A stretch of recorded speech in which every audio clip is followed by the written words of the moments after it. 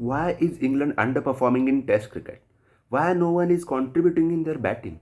Why they are dropping so many catches in the slip cordon? Why they are making too many blunders in team selection? What is the reason behind the decline in English Test cricket? Hey there, my name is Shlok and I will be guiding you to all these questions, so stay tuned till the end of the video. For starters, the main reason I reckon behind England's poor run in Test cricket is their batting. If you had told me 10 years ago that England is going to struggle real hard in their batting, I would have laughed at this statement.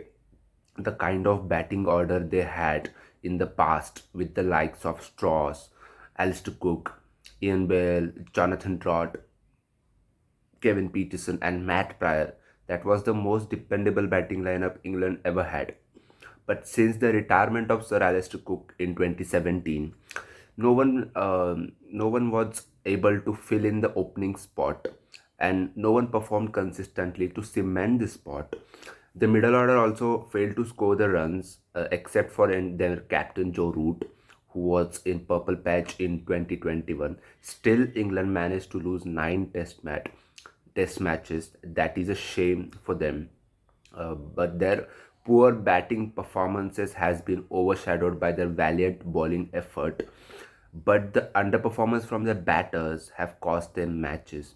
It's not like that they haven't got many chances. The likes of Rory Burns, Zach Crawley, Dom Sibley have got their chances, but they fail to convert them. They are just making too many deliveries outside of stump.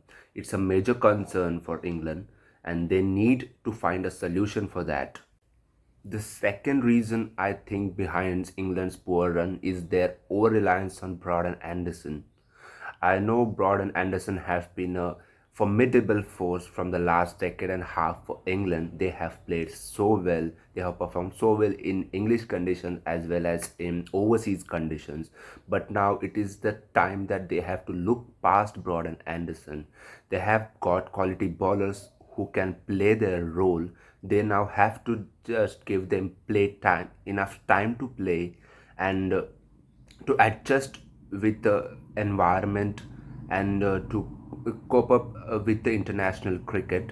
So, and another reason I think behind that is not it's their fielding. It's not as valiant as it used to be. It was a very good slip cordon England had in past, but now they are just dropping too many catches in that slip cordon. It's not as good as it used to be.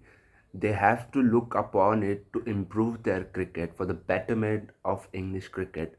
If they don't improve the standards of fielding, they are not going to be even competitive in Test cricket. The third reason I reckon is the fault in their system. The county structure is not as good as it used to be earlier. One of the biggest issue I think is there are no good batters at the moment in their county teams who is even ready to play at the international stage, and that's a big concern for England. The pitches are not in the favor of batters, and the coaching has changed over the period of time. And if you notice the schedule in which county cricket is played, it is played in the early in the English summer, like in April and May, and the rest of the matches are played in the end of the English summer in September, where there are overhead conditions which are in favor of bowlers more than batters. That is the one of the main reasons I think why they are not getting good batters who are uh, even good to compete at the international stage. So if you think why they are not playing Test cricket in June and July, so that the reason behind that is that the period is used for playing T20 Blast and the newly introduced format, the 100.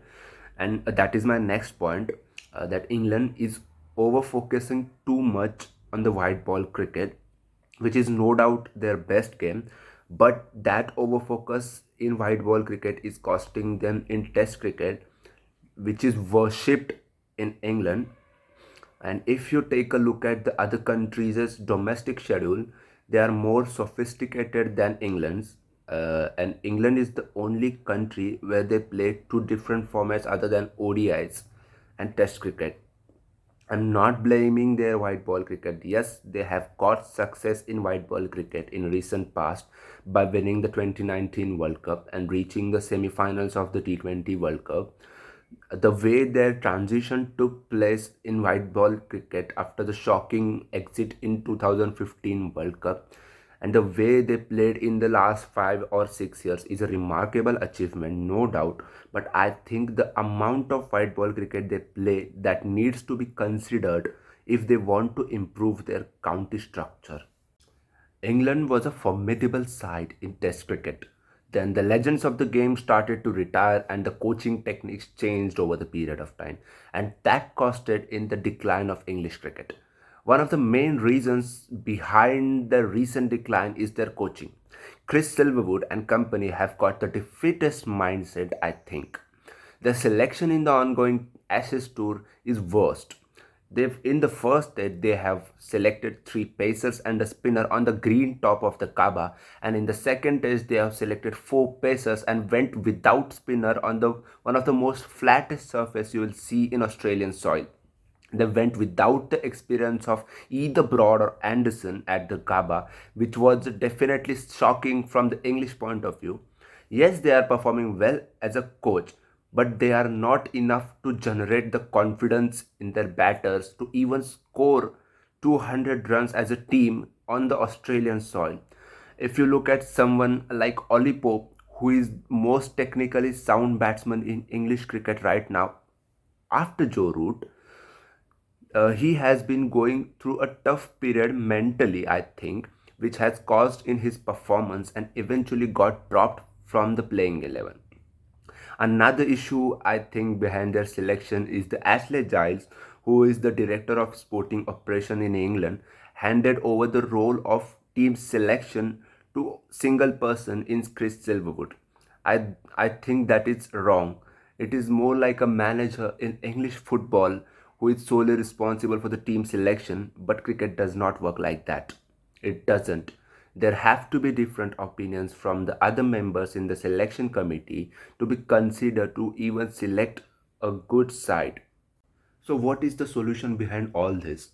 So, the decline in English cricket is huge, and they need to look at it on a serious note to find a genuine solution.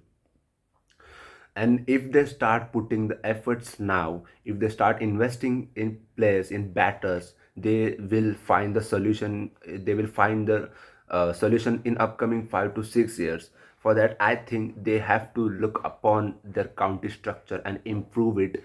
And I think they have to reduce the amount of white ball cricket they play, and they need to improve their test cricketing structure.